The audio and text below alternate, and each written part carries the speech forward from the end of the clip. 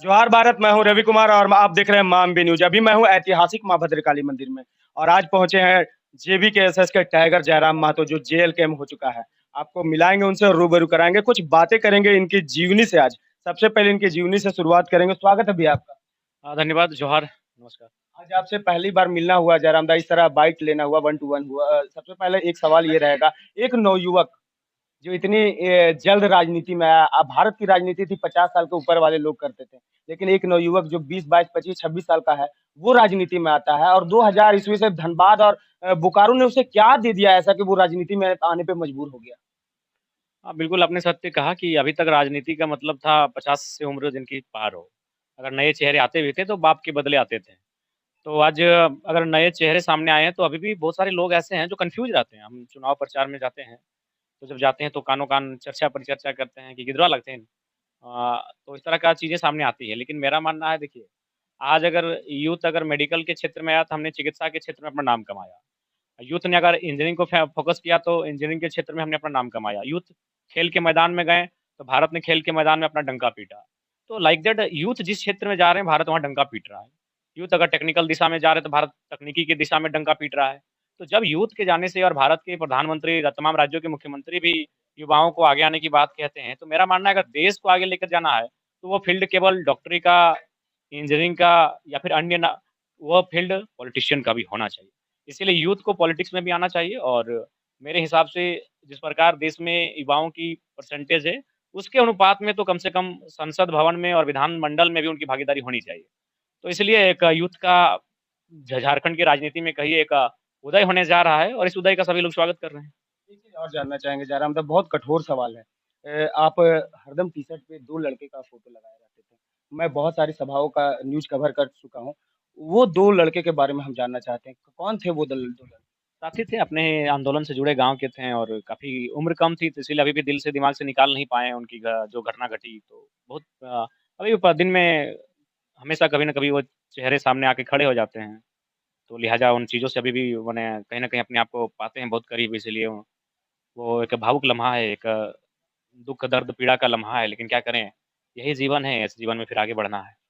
ये जयराम दा ने बताया उन दो युवकों के बारे में जिनको हर समय टी शर्ट पे लिए फिरते हैं जयराम दा, हर सभाओं में लिए फिरते हैं। जयराम दा, एक चीज और जानना चाहेंगे, आप गिरिडीह से चुनाव लड़ रहे हैं। गिरिडीह बहुत दिलचस्प हो चुका है क्योंकि तीनों महतो आप लोग आए हुए हैं। तीनों महतो में अब कौन महतो बाजी मारेगा, वहाँ की जनता का बाइक में देख रहा हूँ जयराम की तरफ तो रुझान ज्यादा दिख रहा है, लेकिन सच्चाई क्या है वो आपसे जानना चाहते हैं।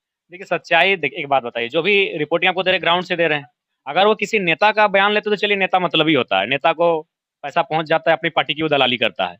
लेकिन अगर जनता से ग्राउंड रिपोर्टिंग आ रही है, तो जनता के चीज़ों को आपको समझना चाहिए और ये एक चैनल नहीं तमाम चैनल जो भी चाहे द फोर्थ पिलर गए होंगे द भोकाल टीवी साहब गए हैं और बाकी जितने भी है झारखंड नवनिर्माण इत्यादि बहुत सारे चैनल्स हैं, जो ग्राउंड में जाकर जब रिपोर्टिंग कर रहे हैं, तो मेरा मानना है कि वहाँ से जो रिपोर्ट आ रही है, वही तथ्य है, वही सत्य है।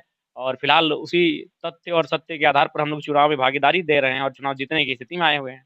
कहीं ना कहीं मैं भी पहुंच रहा हूँ जयराम दा वहाँ के ग्राउंड रिपोर्ट। बिल्कुल, हम तो चाहेंगे राज्य भर के तमाम जो चैनल्स हैं, उनको मैं आपके चैनल के माध्यम से निमंत्रण देना चाहूँगा, वो आएँ, उनका स्वागत है और ग्राउंड रिपोर्टिंग करें, बिल्कुल। एक चीज और जानना चाहेंगे, आज आप आए हैं ऐतिहासिक माँ भद्रकाली मंदिर, माता के दर्शन किया, सहस्त्र शिवलिंग का दर्शन किया। कैसा लगा यहाँ की विधि व्यवस्था, यहाँ के वातावरण को। बड़ा अच्छा लगा यहाँ पे सबसे पहले जो इस मंदिर समिति है, इनके जो प्रशासनिक लोग हैं, जो मंदिर के प्रशासन को सँभाल रहे हैं, उनका कोटि-कोटि आभार कि बड़ी सुंदर व्यवस्था करके रखे हैं, ताकि जो भी श्रद्धालु यहाँ दर्शन के लिए आएँगे, उन्हें बहुत सहजता के साथ दर्शन होगा। तो इसके लिए उनका बहुत-बहुत आभार और इटखोरी, चतरा, भद्रकाली मंदिर का ज़िक्र हम लोग किताबों में पढ़ते थे। किताबों के माध्यम से हम लोग जानकारी रखते थे, ये सवाल हमारी परीक्षाओं में आता था, लेकिन आज पहली बार यहाँ आने का अवसर मिला, ये सौभाग्य की बात है। चतरा के बारे में आप बता दें अंतिम में कि आप चतरा में यहाँ दीपक दा हैं, किस तरह से यहाँ लोकसभा चुनाव देख रहे हैं। देखिए दीपक जी हमारे प्रत्याशी हैं, हमारे बड़े भाई हैं और निश्चय ही एनर्जेटिक हैं, यूथ हैं, राजनीति के फ़ील्ड में नए हैं और चूँकि हम लोग नए चेहरों के साथ ही हमने पहले का जो पॉलिटिक्स नहीं किया, उनके साथ ही जाएँगे। नए हैं लेकिन युवा हैं, एनर्जेटिक है और मेरा मानना है कि चतरा में जो फिलहाल चुनावी समीकरण है, इसमें बहुत बेहतर ये फिट बैठ रहा है और समीकरण बड़ा तगड़ा इनका फिट बैठ रहा है और हम लोग चतरा में एक बेहतर ग्राउंड तैयार करेंगे, बेहतर स्थिति में होंगे। भाजपा जो कह रही है 14 के 14 पे कमल खिलाएंगे, तो जयराम गिरिडीह से कहाँ जाएंगे। देखिए सबका अपना-अपना स्लोगन होता है लेकिन यह उनको कहीं न कहीं आप भी जानते हैं, वे भी जानते हैं कि 14 में 14 तो खैर अलग बात है, अभी फिलहाल उनका जो सीट है, उनमें वो कितना नुकसान होगा, उन पर चर्चा करना चाहिए। खैर उनका क्या नारा है नहीं है, हम लोग ज़्यादा से ज़्यादा झारखंड से सांसद चुनने के लिए लोगों को प्रेरित करेंगे, ताकि वो जब दिल्ली के सदन में जाए, तो हमारे मुद्दों पर बात करे। झारखंड में अभी के स्थिति में दादा क्या आपको सबसे अर्थव्यवस्था में खराब लग रही है कि झारखंड ये इतना सब कुछ होते हुए भी डल चल रहा है, उसको किस तरह से मजबूत किया जाएगा आपके आने के बाद या आपकी पार्टी के आने के बाद? इसके बारे में थोड़ा-सा बताएँ ताकि हमारे चैनल से लोगों को पहुँचे कि जयराम दा के दिमाग में ये चल रहा है कि किस तरह से झारखंड को और बेहतर बनाया जाए। देखिए, सबसे पहली बात झारखंड के साथ हमेशा सौतेला व्यवहार होता है। पहली बात मैं एक जानकारी दूँगा, अगर संतरा फ़ेमस है आपका नागपुर का, अगर वो संतरा नागपुर का अगर नागपुर से निकलता है, तो इटखोरी अगर आएगा तो नागपुर में जो रेट है वो रेट इटखोरी में नहीं मिलेगा, इटखोरी में रेट ज़्यादा मिलेगा क्योंकि नागपुर का संतरा हमारे पास आया तो रेट ज़्यादा होगा। ठीक उसी प्रकार अंगूर फ़ेमस है नासिक में, अगर वह नासिक का अंगूर वहाँ से निकल के बाहर आता है, वो बिहार, पटना कहीं चला जाता है, तो रेट अंतर हो जाता है। उसी प्रकार दक्षिण भारत में हमें नारियल मिलता है, वो नारियल चल के हमारे इटखोरी के मंदिर तक भी आया है। लेकिन जो रेट दक्षिण भारत में वो रेट यहाँ नहीं है। अगर वहाँ ₹5 है तो यहाँ ₹20 रेट है। लेकिन मैं आपको बताना चाहूँगा झारखंड का जो कोयला निकल के जाता है, हमारे कोयला के खदानों से पूरा इंडिया में एक ही रेट है। ये हमारे साथ दुर्भाग्य है। अब अब हम यही चाहते हैं, हम लोग प्रयास करेंगे देखिए हमारे पास रॉ मटेरियल है, कच्चे पदार्थ है, तो कच्चे पदार्थों को बाहर बाहर के राज्यों में क्यों पकाया जाए? उन्हें झारखंड में पकाया जाए। मेरे कहने का मतलब है आलू मेरे पास है, तो चिप्स बनाने की कंपनी झारखंड में हो, हम चिप्स बनाने के लिए अपने आलू को हैदराबाद क्यों भेजेंगे?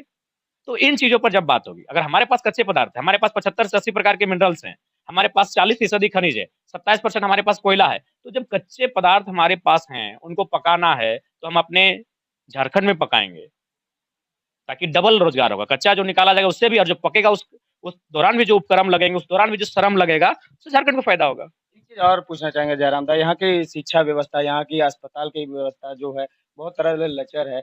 आपके अभी दिल्ली की बात करें, लोग अब ऐसे सरकारी स्कूल बना दिए हैं, वहाँ पे सुनने को मिल रहा है कि अच्छे-अच्छे लोग उस सरकारी स्कूल में नाम लिखा रहे हैं, तो यहाँ पे वो क्यों नहीं हो सकता? इसके बारे में? देखिए सबसे पहली बात है कि यहाँ के जो लीडर हैं, उनके लिए विज़न क्या है कि सीमेंट में कमाना है, रोड का ठेकेदार होगा वहाँ कमाना है, कोयला का आवंटन होगा वहाँ कमाना है, ट्रांसपोर्ट माने पोस्टिंग होगा ट्रांसफर पोस्टिंग वहाँ कमाना है। तो यहाँ के जो लीडर है उनका विज़न ये है ना कि मृत्यु जैसी कोई चीज़ नहीं होती है, जितना सुख भोगना है भोग सकते हैं।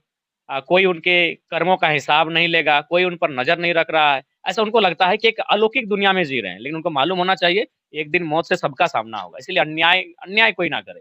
कोशिश कीजिए उतना ही धन कमाइए जिससे कि आपका वर्तमान जो पीढ़ी है वो हँसी-खुशी के साथ खाए। लेकिन आप क्या कर रहे हैं, किसी के पास 10,000 करोड़ की संपत्ति, किसी के पास 20,000 करोड़ की संपत्ति, यानी आप अपना सीधे आने वाला 10 गो पीढ़ी सेटल कर रहे हैं। यहाँ वर्तमान में जो आपके चाहने वाले, आपकी जो जनता है, उसका वर्तमान पीढ़ी के पास 10,000 का रोज़गार नहीं है और आप आने वाले 10 पीढ़ियों के लिए लाख-लाख रुपए का रोज़गार तय करके रखे हैं। तो ये इनका चाल-चलन है, जिस कारण यहाँ की शिक्षा व्यवस्था की बात करिए, जिस कारण यहाँ की स्वास्थ्य व्यवस्था की बात कीजिए लचर है। देखिए जिस दिन इनकी नियत अगर स्पष्ट हो जाएगी, नियत जिस दिन साफ हो जाएगी, मेरा झारखंड सबसे सुंदर राज्य बनेगा। लोगों का कहना है जयराम मातो अगर जीतता है तो क्यों क्यों नहीं और दलों की तरह ये भी क्यों नहीं बदल जाएगा? ये भी अपने पैकेट भरेगा और अपने खुशी ऐश-मौज में रहेगा, इसके बारे में क्या? देखिए, अगर बदलने का रहता तो मेरी उम्र 29 साल है, दोनों राजनीतिक दलों ने हमें संसद का चुनाव के लिए ऑफ़र किया, करोड़ों रुपया कहा कि आपके लिए हम लोग खर्च करेंगे, झारखंड से बाहर की पॉलिटिकल पार्टियों ने हमें कहा कि आप हमारे पार्टी से सीएम फेस बन के लड़िए, आप पे हमें करोड़ों का इन्वेस्ट करेंगे। तो अगर बदलने का रहता तो एक 29 साल की उम्र का लड़का आराम से सांसद बनने के लिए बोला, जाओ यार जो हुआ हुआ, चलो सांसद बनते हैं। लेकिन हमने कहा विचारधारा से कॉम्प्रोमाइज़ नहीं होगा, जीतेंगे तो सदन से बात करेंगे, नहीं जीते तो सड़क में बैठ के बात करेंगे, लेकिन विचारधारा वही रहेगी। धन्यवाद। अभी मिला है मैंने टाइगर से और टाइगर जो है ना पूरा फील्ड में वर्क कर करके थक चुका है, लेकिन फिर भी इसकी दहाड़ कम नहीं हो रही है। देख सकते हैं इनकी जो सोच है, इनके जो विचार है, आने वाले समय में झारखंड की तस्वीर और तकदीर जरूर बदलती नजर आ रही है। अब आने वाला चुनाव बताएगा गिरिडीह में जयराम होंगे या चतरा में दीपक होंगे। अब आने वाले चुनाव में तो ये फैसला होने ही वाला है, 4 तारीख को पूरा पटियाला खुलने ही वाला है। लेकिन शुभकामनाएं और लोगों को यही मैं विश्वास दिलाऊंगा, वैसे लोगों को चुनाव करें। मैं जयराम को चुनाव देने के वोट देने के लिए नहीं कह रहा हूं, वोट ऐसे लोगों को दें जो आपके भविष्य के बारे में सोचे, जो आपके बच्चे के बारे में सोचे, जो आपके घर के बारे में सोचे। ऐसे लोगों को वोट के आपके संपत्ति को बचाए, अपने घर में बनाए रखे, तो ऐसे ही लोगों को वोट करें। मैं नहीं कहूंगा कि जयराम को दे, अगर जयराम अच्छे लगते तो उन्हें दे। तो कैसा लगा रिपोर्ट ये जरूर बताइएगा। मैं हूं रवि कुमार और आप देख रहे हैं मामबी न्यूज।